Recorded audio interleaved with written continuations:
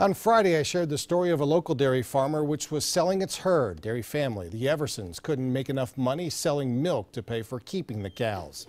Milk is cheap, and that includes all the alternative things that you think are milk. The FDA may crack down on plant-based beverages like almond, soy, and coconut milk and make them stop using the term milk.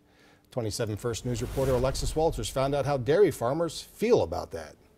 Yeah, well, it's a rule that's often unenforced by the FDA. Drinks that have not been milked from a cow can't be labeled milk, according to the FDA. Now, Tuesday, federal regulators said that this could be changing, and it's a change that's welcomed by local dairy farmers that I talked to.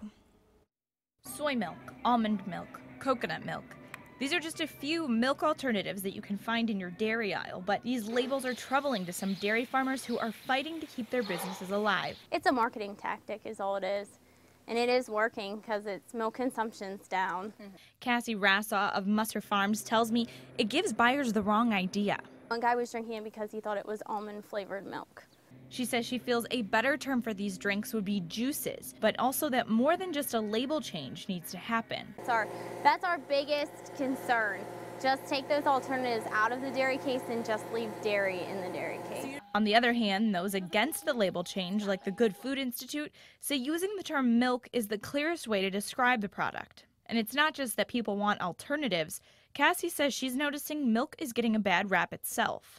The biggest misconception is they're afraid that there's antibiotics in their milk or things that there shouldn't be, and there's not. Or hormones is another big thing. If the FDA decides to put the hammer down, it's not something that would happen overnight.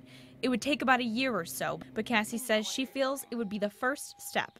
Hopefully it'll make people realize that it's not actually milk, that it is.